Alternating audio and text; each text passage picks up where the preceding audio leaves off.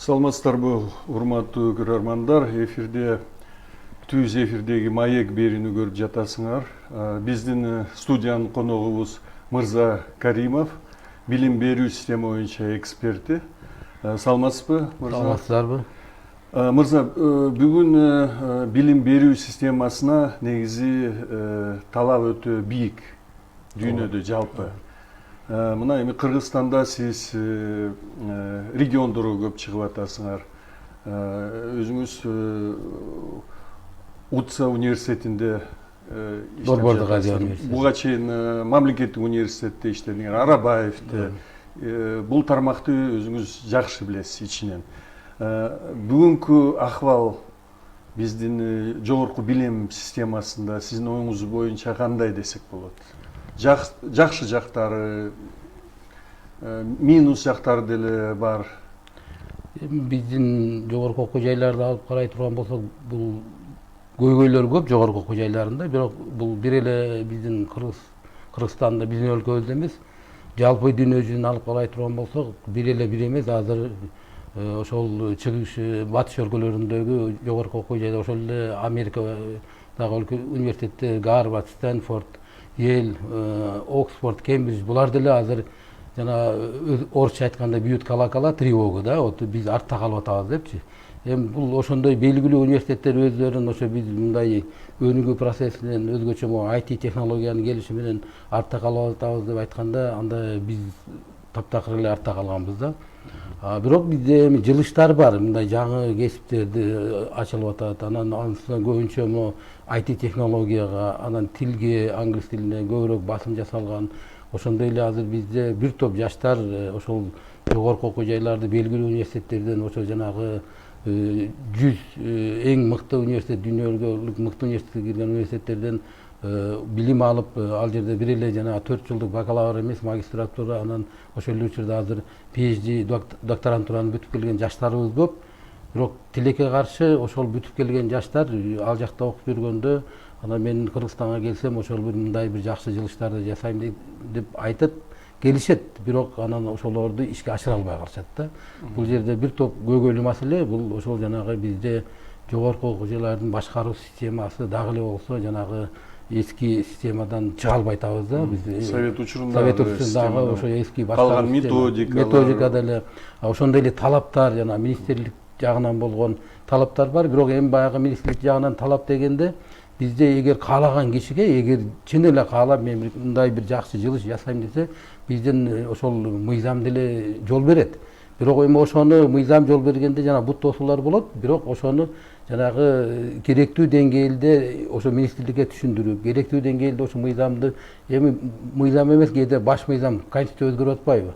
Бул жерде жогорку окуу жайында бизде эми атайын мыйзам жок Кыргызстанда. Биз жана жалпы мыйзам 2003 жылкы мыйзам боюнча иштейбиз. Мүмкүн бул жакшыдыр, азырынча бизде андай мыйзам жок.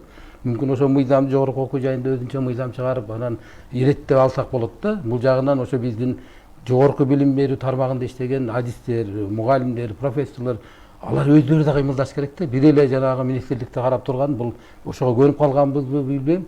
Анан баары эле мен ошо сыртка чыгып мугалимдер менен сүйлөшүп, биздин региондорго барганда бир адам эчтеке кыла албайт дейт. Кылат, бир адам кылат. Бирок ошо мыйзамды окубаган мугалимдер да бар экен да. Мен ошо региондорго барганда жогорку окуу жай боюнча мыйзам барбы десем, бар деп айткандар бар да. Чынына келгенде жок андай мыйзам. Эми көп учурда мисалы мамлекеттик университет, башка университеттер эми АУЦага караганда, УЦага караганда же Манас университетине караганда бизде мындай көйгөйлөр көп. Биринчиден ушу финансы жагынан дешет. Негизи ошондо бар эле ушу акчага, каражатка эле такалабы? Эми каражатка да такалат, бирок дагы бир жагы бар да, жанагы каражат дегенде бизде ошо биздин фискалдык органдар ошо университеттер, жогорку окуу жайлар, жалпы эле окуу жайларды текшергенде жанагы билбейм кандайдыр деңгээлде дагы эски система менен текшерет да. Анан эгер мына азыр бизде университеттердин саны, жогорку окуу жайлардын саны дагы эле 60тан өтүп кетти. Мурда бир аз түштү эле, кайра көбөйүп атат. Bizde 62 болуш керек азыр. Анын ичинен 32 мамлекеттик университет деп айтабыз.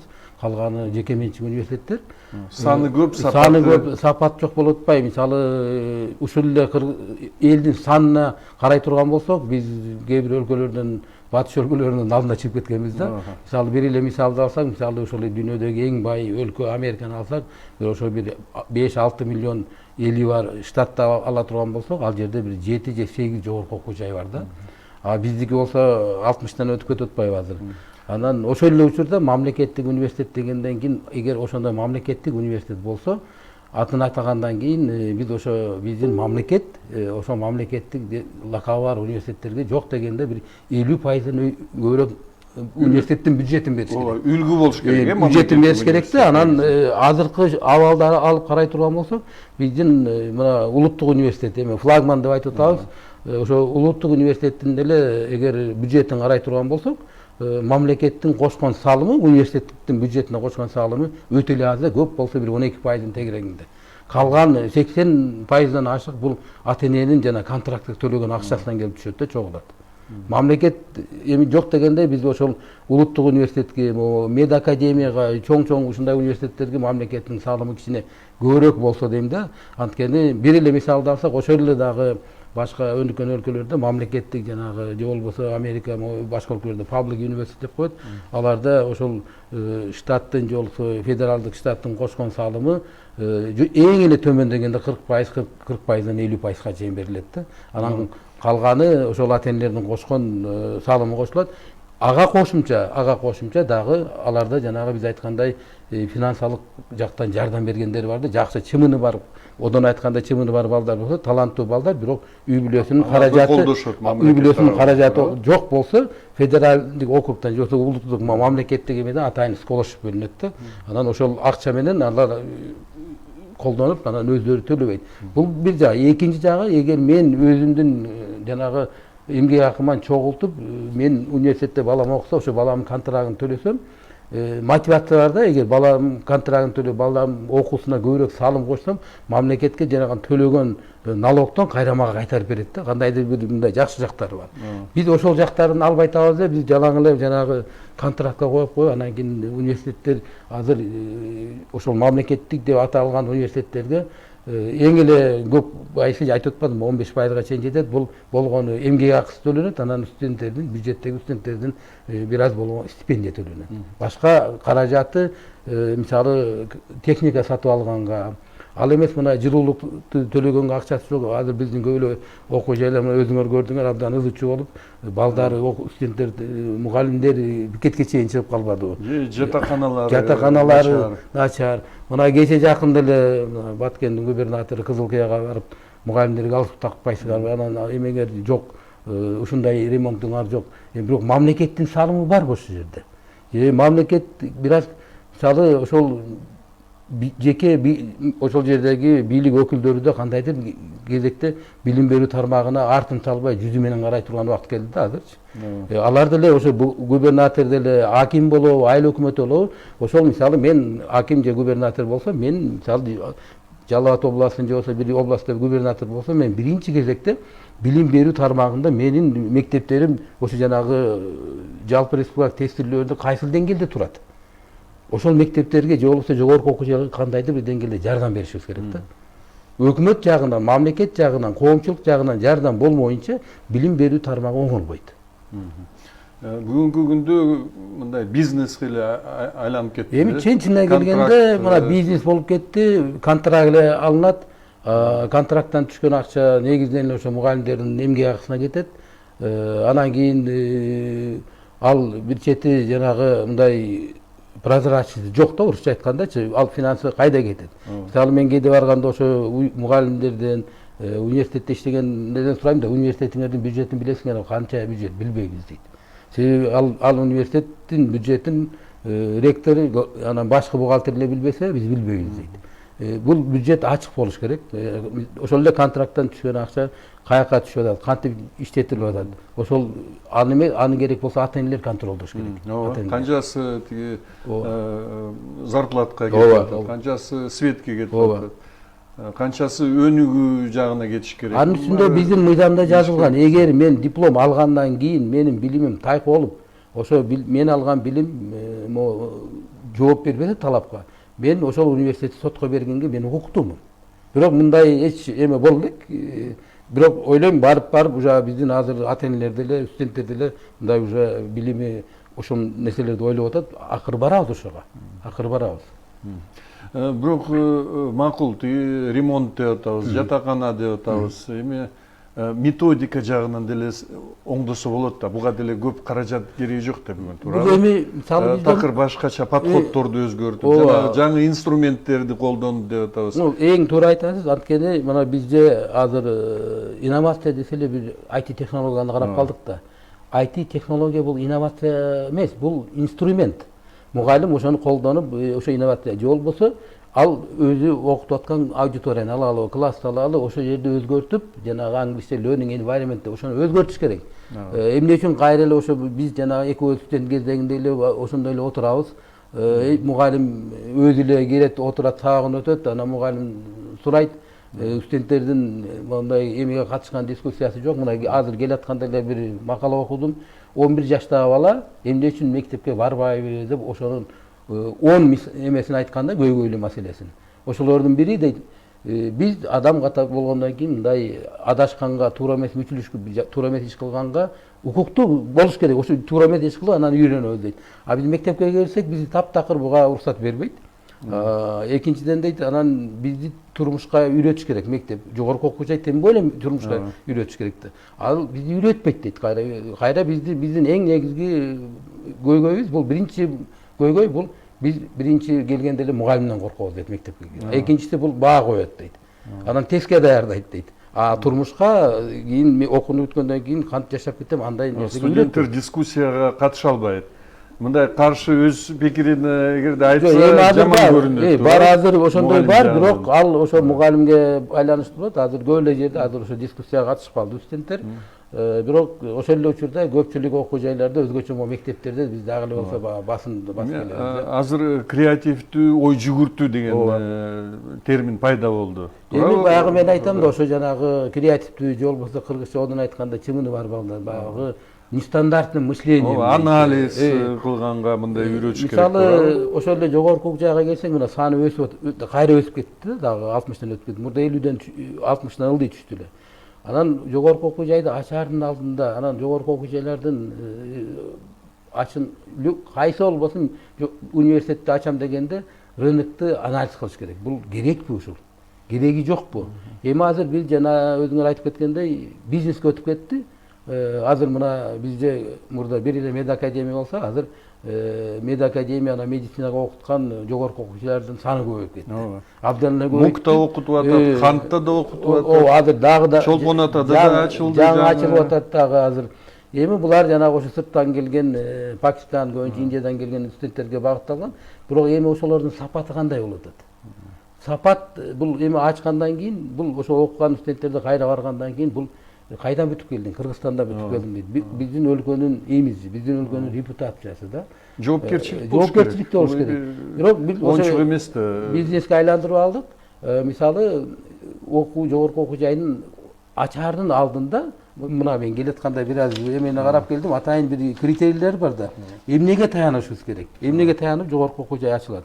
Мисалы, биринчи ошол демография каяка өсүп атат. Балдардын саны көбөйүп, аны караш керек.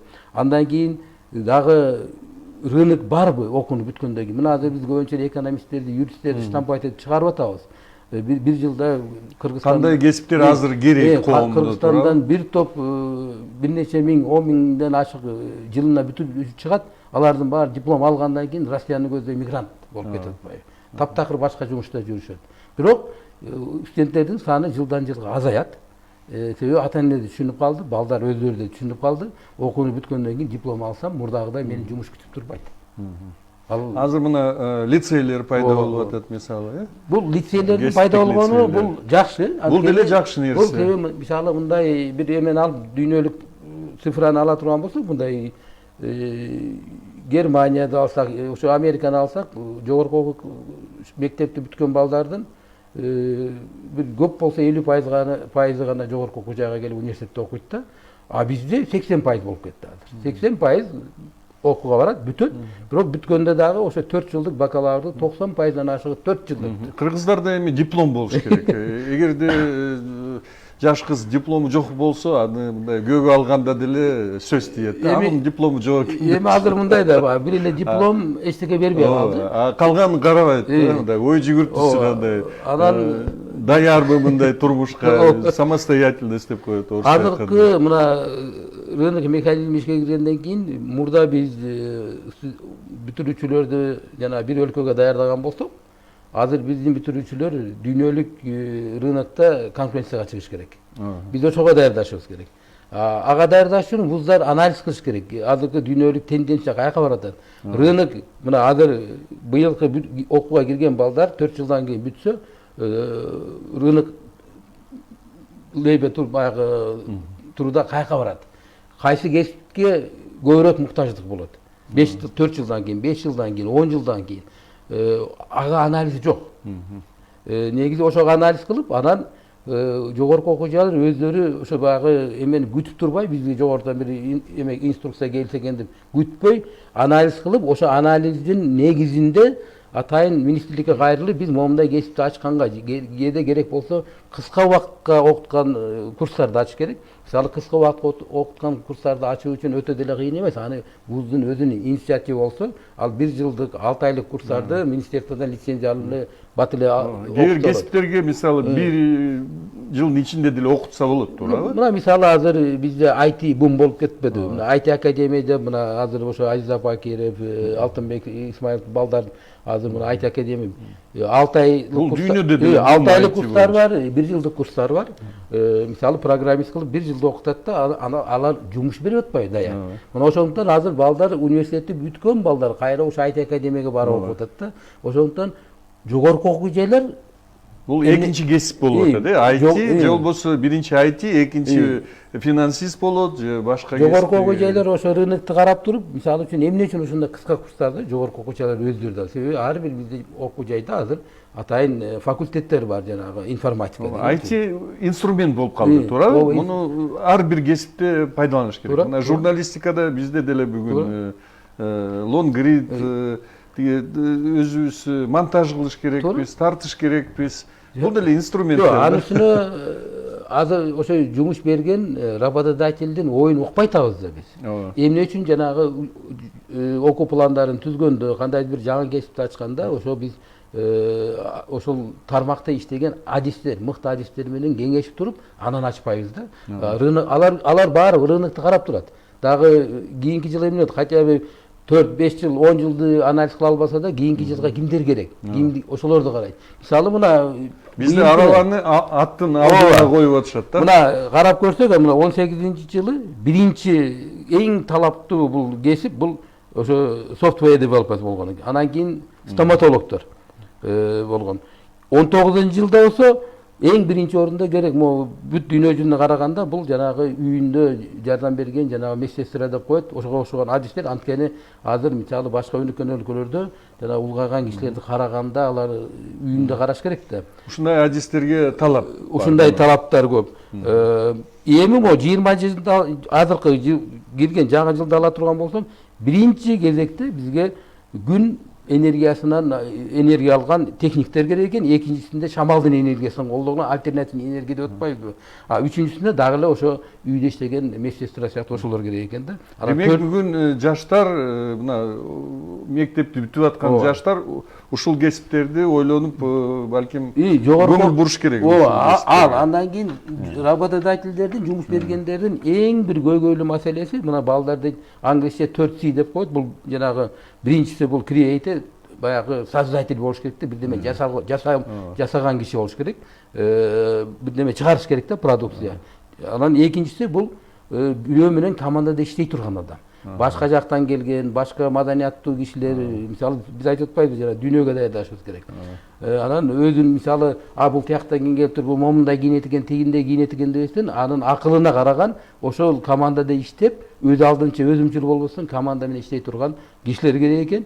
Анан үчүнчүсү бул сүйлөшө билген.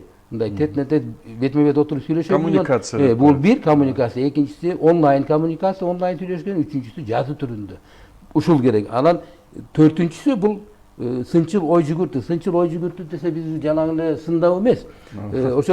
Ошол Бул анализ деген анализ сөз кылып туруп, анан ошону сындаганын ордуна ошонун кантип жакшы жолун таап берген. Ошо төрт негизги, ошо төрт эң бир керектүү, адамга керектүү ошо төрт баягы англисче skills деп коет. Ушуга багыт кылыш керек деп атпайбы? Азыркы мына жумуш берген биздин компаниялардын баары баягы окуучу бүтүрүп келгенден кийин ошо төрт сыны билбейт дейт да.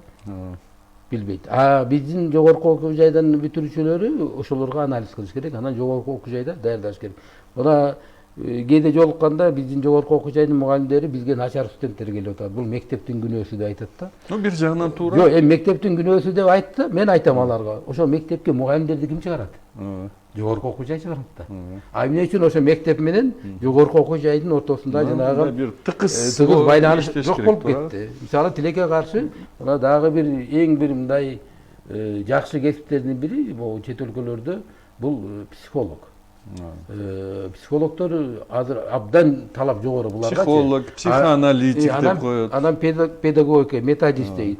Бизде мисалы биз окуганда, мына экөөбүз окуганда Советтер Союзунда атайын методика жана психология кафедрасы бар эле. Анан мектеп менен байланыштырат. Азыр көпчүлүк жогорку окуу жайларда ошо методика, психология менен педагогия кафедрасын бириктирип салган же жоюп эле салган да. Ошон үчүн совет учурунда ошол убакытка жараша мугалимдер да мыкты болчу. Туура.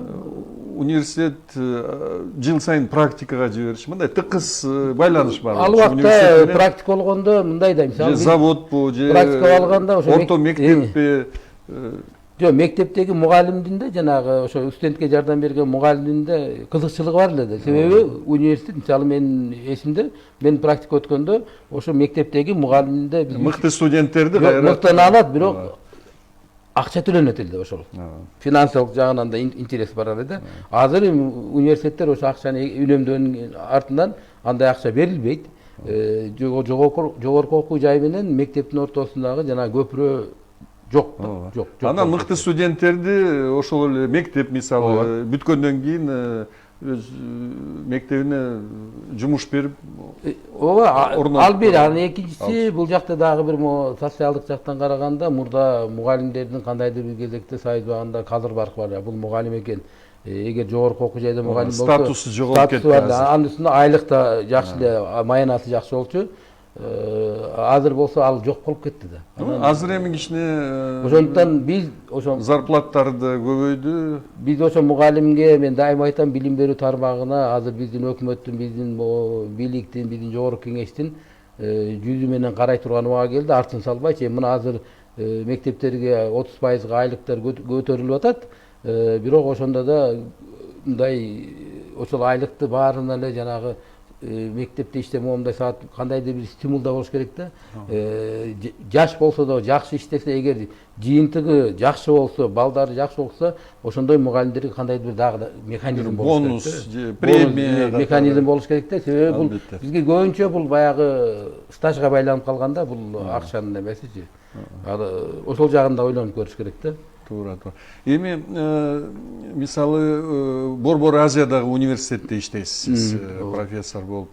Бизде мындай университеттер бир 3-4 университет бар болуш керек Кыргызстанда. Туурабы? Мындай эң флагман деп коет орусча, эң алдыда келаткан университеттер.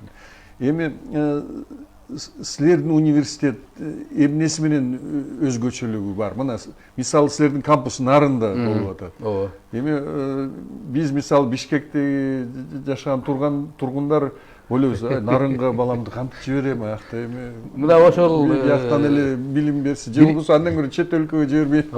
Мына биринчи эле өзгөчөлүгү ошо биздин кампустун ошо нарында болгону. Бул биринчи өзгөчөлүгү. Анан экинчи өзгөчөлүгү бул биздин окуу пландардын таптакыр азыркы Кыргызстан эмес, Орто Азиядагы университеттерге салыштырмалуу таптакыр өзгөчө да. Башкача биздики баягы мыйзам, жана айтып кетпедимби, мыйзам жол берет. Эгер ошону биз татыктап министрликке берип, биздин бир аз убактыбыз кетти, 1,5-2 жылдын ичинде министрликке жеткирип түшүндүрүп, азыр биздин ошол ошондой эле окшош кесип болсо да, мисалы үчүн биз жанагы компьютерлик илимдер деген кесибибиз бар. Ошондой эле кесип башка университетте деле бар. Бизде Манас университетинде, Политехте, Улуттук университетте, Кыргыз Славян университетинде бар. Аларга ошо шрифт коюлган да, атайын шрифт коет да бизге. А биздикинде шрифт жок. Анткени биздин ошол лицензия алганда эксперименталдык окуу планы деп жазылган да. Бул жерде бизге бир топ мындай жеңилдик бар да. Биз ошол министрликтин эң минимальный требованиясын кабыл алабыз. Силер байланбайсыңар. Министрликтин методикаларына же программаларына. Анан калган биздики жана кесип жагын алганда, кесипкө багытталган сабактарды алганда бизде бир топ мындай жеңилдик бар да. Биз ал сабактарды мисалы үчүн эмесин аты да жок, мисалы 70-80 кредит аты коюлган эмес. Анткени биз аларды өзүбүз жанагы айтып кетпедимби, бизде рыноктун изучать этип туруп, ошого тийиштүү болгон нерде биз өзгөртүп турабыз да, ревизия кылып учебный планды. Ал экинчи өзгөчөлүгү. Үчүнчү өзгөчөлүгү бизде жана айтып кетпедимби, бизде ошол жанагы жумуш рыногу менен биздин университеттин тыгыз байланыштуу болгону. Бул Борбордук Азия университетинин студенттери биринчи курсту бүткөндөн кийин 3 ай сөзсүз ошол компанияларда же болбосо бир мекемелерде иштеш керек. 3 ай жылына. Биринчи курсту бүткөндө, экинчи курсту бүткөндө, анан үчүнчү курсту. Университет ушундай шарт түзүп берет. Ошол биз мына былтыркы эле эмени ала турган болсок, бизде 161 бала ар кандай компанияларда, Орто Азияда, бир-эки студентибиз чет өлкө, алыс чет өлкөгө чыкты. Чехияга, Америка, Канада, Японияга чейин барып, быйыл биз ошол 241 студентке ошондой мүмкүнчүлүк жасатып беришибиз керек. Бирок дагы бир жагы ал студенттер кээ бирлери азыр деле иштеп атат, онлайн иштейт. Эгер жумуш берүүчү тап онлайн иштегенге мүмкүнчүлүк берсе, ошол жанагы 3 айды алар күнүнө чогултат да, баягы онлайн иштеп чогултуп, анан бирок жылына 3 айды бүтүш керек. Анан жалпы окууну бүтөрүнүн алдында булар 9 ай ошол өзүнүн эң акыркы жок дегенде акыркы 3 айы өзүнүн болочок кесибине байланган болуш керек. Бул программанын бир эле өзгөчөлүгү, бул биз дайыма кээ бир студенттерге жакпайт. Бул 3 ай бизде эс албайбызбы же каалаган жумушту кылбайбызбы дегендей. Бирок мен дайыма айтып келем студенттерге, бул биз силерди жанагы окууну бүтпөй туруп эле келечектеги жумуш ордуңарды таап кеткендей болушуңар керек. Бул бир. Экинчиси, биз силерди жанагы орусча айтканда, мы учим вас выживать в условиях жесткой конкуренции. То есть келечектеги биз турмушка даярдайбыз да бул балдарды. Анан дагы 4-нчү эмеси, бул биздеги мугалимдердин саны, анан алардын сапаты, алардын составы. Азыркы күндө биздин мугалимдердин 50%дан ашыгы бул алыскы жана жакынкы чет өлкөдөн келгендер. Бирок келечекте биз ошол 25%-ын ошо алыскы өлкөдөн келген, калган 75%-ын, анын ичинде 50% Орто Азия өлкөлөрүнөн чөлкө менен болгон мугалимдер болуш керек дейбиз. Анан биз ошо анткени бизде сабактын баары биринчи күндөн баштап англис тилинде болот. Ошондуктан биздин студенттер билимине жараша, кээ бирлери даярдоо курсун кирбей эле биринчи курска отурса болот, 4 жыл окуйт. Эгер англис тилден, математиканын, так илимдеринен бир аз билими тайкы болсо, алар 1 жыл даярдоо курсунда окуйт да, ошо менен бакалаврды 5 жылда бүтүп чыгышат. Анан ал жакта дагы бир эмеси, бизде кээ бирлер айтып атат, силердин окуу жайы өтө эле кымбат экен. Бирок бул кымбат эмес. Кыргызстандан окуган студенттер орточо төлөгөндө $1400 тегерегинде төлөйт. Бул баа ошол 5 маал тамагына кирет, тамак. 1 жылына. 1 жылда. Ошол жерде жашайт. Жатаканасы абдан жакшы. Бул биздеги Бишкектеги эң сонун мейманканаларда 2 студент бир бөлмөдө жатат. Анан ар бир өткөн окуу студентке биз жаңы ноутбук беребиз. 24 саат бою алар Wi-Fi, анан бүт бардыгы бар. Андан сырткары жанагы эгер Борбордук Азия университетинин өзүнүн тестинен жогорку бала алып, анан жалпы республикалык тесттен алтын сертификат алса, таптакыр бекер окуйт. Бир тиын да төлөбөйт. Эми 1,5 миң жылына бул деле чоң акча эмес чында. Башка университеттерде алып көрөлү.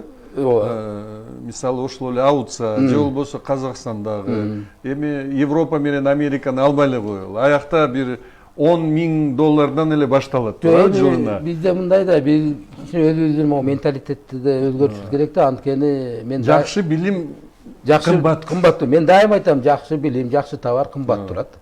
Кымбат турат. Өзгөчө билимге инвестиция кылганды биз үйрөнүшүбүз керек. Себеби билимге инвестиция кылган бул келечекке инвестиция кылган. А бизде көбүнчө ата энелер 1,5 миң же 2 миң деле кымбат, мейли 3 миң, 4 миң болгон учурда да ага төлөбөйт дагы, андан көрө бир машина алып берейин балама. Машина алып берейин, машина жок дегенде. Же болбосо контракт менен окутушат, бир канча макул 20 миң жылына төлөшөт. Баласы болсо бир общий тетрадь менен эле баардык сабактарга барат да, бул же билим албайт, же негизи ошол убакыт эле анан бул жерде дагы бир нерсе, ошо мен жана айтып кеттим го, жанагы билим алган жердин аурасы кандай болуш керек да, чөйрө кандай болуш керек. Себеби ал жерге кампуска киргенде ал жерде ошол студенттер деле, мугалимдер, башка келген коноктор деле айтат, биз өзүбүздү бир чет өлкөдө жүргөндөй сезебиз депчи. Эми биз ошол нарынга ачкандын дагы бир эң негизги себеби, мисалы университеттин миссиясы ошол өрөөндөрдү, тоолуу регионду өнүктүрүү да. Ошо тоону жанагы бир коркунуч катары көрбөй, тоону бир кандайдыр мүмкүнчүлүк катары көрүп, биз тетирисинче кылып атпай, жанагы ички миграцияда бүт нарыныкта шаарга келсе, биз окууну кайра тияка алып барып атпайбыз. Жакшы, бирок сапаттуу билим. Биз ал жерде башка жогорку окуу жайлардай келген баланы эле акчаны төлөй алса контракт ала бербейбиз. Биз жылына нарын кампусунда болгону 40 эле киши алабыз. Харокко 40 эле киши алат. Анан келечекте Казакстан ачылса ал жака 40. Жылына 120 бала 3 кампуста окуйт. Биз көп албайбыз. Бир кесипке 20дан студент окуйт мисалы. Кайсы мамлекеттерден дагы студенттер силерде окушат? Азыркы күндө бизде Орто Азиядан ошо Казакстан, Кыргызстан, Тажикстан, биз биринчи кезекте биз 3 өлкөгө атайын басым жасайбыз. Бирок каалаган башка өлкөлөрдөн келсе бир 15% студенттер келип окуй берет. Азыр бизде Пакистан, Афганистан, Сириядан келип окугандар мына бар. Азыр мына быйылкы эмеде азыр эми башталды биздин документтерди кабыл алуу. Бизде былтыр 70, ошо 80 орунга 3,5 миңден ашык киши документин берген. Ошонун ичинде бизде Россиядан да каалоочулар бар болчу, Канададан бар болчу. Бирок биздин сынак тест бир топ мындай жеңил эмес, өтө эле оор. Ошо сынак тесттен өтүш керек да. Сынак тесттен өтпөсө биз аны такыр эме кыла албайбыз, кабыл ала албайбыз. Ошон үчүн мына орто мектепте мындай жакшы даярдык болуш керек. Ошол мектепке, ушундай жакшы университетке кирди. Мектепке даярдык болбоюнча биз өзүбүзгө жакшы күчтүү абитуриент келе албайт да. Мына ошондуктан бизде дагы бир программа бар. Мектептерге жардам берүү депчи. Ушул программанын негизинде биз Кыргызстандан 20 мектеп тандап алганбыз, министрлик менен чогуу 20 мектеп Тажикстандан, 20 мектеп Казакстандан. Ошол мектептин мугалимдерин өзгөчө жана STEM subject деп коет, бул химия, биология, математика, профилдүү сабактар. Анан кийин англис тил, информатика, ушул жагынан биз буларды ошо методика, жана силер айтып кеткен методиканы жакшыртууга мугалимдерин тренинг өтөбүз. Мына жакында эле кышкы каникул убагында өтүп бүттү, жайкы каникул убагында. Ошондой эле ошол мектептин 20 мектептин мугалимдери директор завучтарына атайын курс өтүлөт. Мына кече жакында аларга бизден атайын Астанадан келген, чет өлкөдөн келген мугалимдер келип сабак өттү. Биз ошо биздин максатыбыз ошо мектептерге жакшы методика берсек, ал мектептин мугалимдери жакшы сабак өтсө, мектепти бүтүрүүчүлөр бизге жакшы күчтүү абитуриент келсе дейбиз. Ошол жанагы биз жанагы мен айткан көпүрөнү биз кайра ордуна келтирип атабыз да ошол. Тыкыз байланыш болуш. Байланыш болмоюнча биз эмете албайбыз. Жакшы билимдин сапатын оңдой албайбыз. Кайсы мектептер кирет ошол? Мен азыр ал программаны мен алып барбайм. Мен эсимде жок, кайсы мектеп, 60 мектеп бар. Ошо 20 Кыргызстандан, 20 Казакстан, 20 Тажикстан. Бирок келечекте бул мектептердин санын көбөйтүүбүз мүмкүн. Бирок азыр өзү каражатка байланыштуу. Анткени бүт кеткен каражатты биз өзүбүз төлөйбүз. Эми сиз ушу профессор катары, Жок, мен профессор эмесмин. эксперт катары макул. Эми профессор деп мындай тажрыйбалуу мугалим деп биз профессор деп коебуз. Ушу ата энелерге кандай совет катары? Мен эми ата энелерге кайрылып кетет элем, анткени азыр бизде ошол Борбордук Азия университетине азыр документтерди кабыл алуу онлайн түрүндө башталды. Биздин ошо сайтка кирип эле караса ал жерде кыргыз тилинде да бар, орус тилинде да бар, англис тилинде да бар. Ошол сайтка кирип, эгер кандайдыр бир суроолор болсо, ошол жерде биздин байланыш телефондору бар, телефондор аркылуу кайрылса болот. Биз ошол биздин сынак тест 5 апрелде болот. 5 апрел 31 мартка чейин документтерди кабыл алып бүтүш керек. Анан кийин биз атайын аларга имейл аркылуу же телефон аркылуу айтабыз, кайсы жерге келип тестке келет. Биз Кыргызстандын баардык областтарында тестовый центрлер болот, ошондой эле башка чет өлкөлөрдө. Эгер бир 10 чакты керек болсо, бир абитуриент болсо деле биз ошол жакта тест центр өтүп, атайын тест өткөрөбүз да. Анан кийин ошо тест бүткөндөн кийин биз анализдеп, анан тесттин жыйынтыгы менен биринчи этаптан өткөн абитуриенттерге ата энелерине кайрылып, аларга айтабыз, биринчи этаптан өттүңүздөр, эми ошол экинчи этапка катышат да, экинчи этап болот. Анан бизде алыскы региондор эмес, керек болсо ушул Бишкектегилер деле ошол билбей калат экен. Себеби билбейм, баягы эми баягы интернет болуп баары санариптештүү кирген менен интернетти баары карай бербейт экен. Ошондуктан ата энелерге кайрылып кетет элем. Азыр балам өтсө дагы мен контракт төлөй албайм деп андан чочулабагыла. Эгер балаңардын билими чын эле билими болсо, ошо биздин сынактан да өтүп, бир топ эле жеңилдик болот. Бир топ жеңилдик, айтып атпайм, биздин сынактан жогорку 15%-тин ичине кирсе, анан жалпы республикалык тесттен алтын сертификат алса, таптакыр бекер окуйт, бир тиын төлөбөйт. Анан биздин берүү Facebook'ta да онлайн түрүндө мына өтүп жатат. Же болбосо өзүңөрдүн суроолор болсо жазып жиберсеңер, биз ушу Мырза Каримовго жиберип, силер жооп ала аласыңар. Ооба, биздин онлайн же болбосо биздин ошол онлайн 24 саат бою иштейт. Телефон чалса да болот 24 саат бою. Биздин атайын ошол топ иштеп жатат да, баягы күнү түнү иштейт да, күнү түнү жооп берет, күнү түнү маалымат алса болот. Анан азыр көп университеттер мындай под отделение деп коет, даярдык бир жылдык же 2 жылдык ошондой бир курстар катары. Мисалы силердин университетте барбы ошондой нерсе? Биздин университетте себеби бар. Мисалы биздин университеттин Борбордук Азия университетинин атайын үзгүлтүктүк билим берүү борборлору Нарында бар. Ошо Нарында атайын курстар бар. Ал эмес Бишкекте да бар. Бишкекте ошо 11 класстын балдары 7 класстан 11ге чейин эгер келсе, англис тилин атайын даярдоо курстары, ал эмес жалпы республикалык тестке даярдайт. Бишкекте ошо биздин сайтка кирсе, ошо маалыматтын баардыгы бар. Тажикстанда да, Казакстанда да, Кыргызстанда, ошо Кыргызстанда Бишкек менен Нарында. Азыр келечекте ошо Ошко да ачалы деп атабыз, атайын даярдоочу жерлерди. Бирок жанагы биз даярдап аткан ошо үзгүлтүктүк билим берүү борбору ал иштейт. Ал жерде атайын телефондору бар, байланыш бөлүмдөрү бар. Аларга кайрылса, мына азыр бул токтобойт да, жыл сайын бир канча жылдан бери, бул 2006-жылдан бери иштеп аткан борбор. Бул жерде ошо англис тилинен, компьютерден атайын балдарды окутат. 7 класстан баштап 11 класска чейин. Анан ушул ата энелерге дагы кандай кайсы предметтерге мындай басым кылыш керек деп ойлойсуз? Эми бул негизинен математикага басым болуш керек, анткени математика бул бүт илимдердин королу дегендей. Мына кече жакында эле бир баягы атайын изилдөө болду. Ошол изилдөөдө келечекте ошо математиктер абдан керектүү жумуш, математиктер жумуш калбайт да.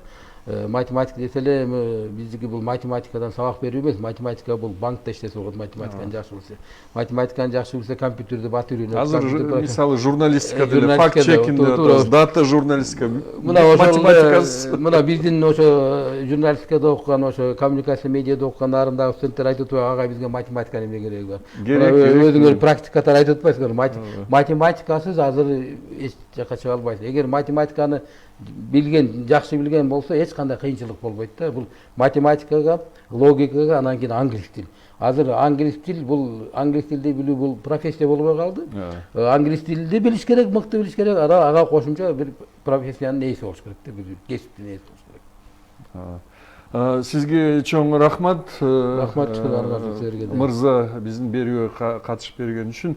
Урматтуу көрөрмандар, ушуну менен биздин берүүбүз соңуна чыкты. Сиздер менен эмки берүүлөргө чейин көрүшкөнчө саламатта, сак саламатта калыңыздар. Саламатта болуңуздар.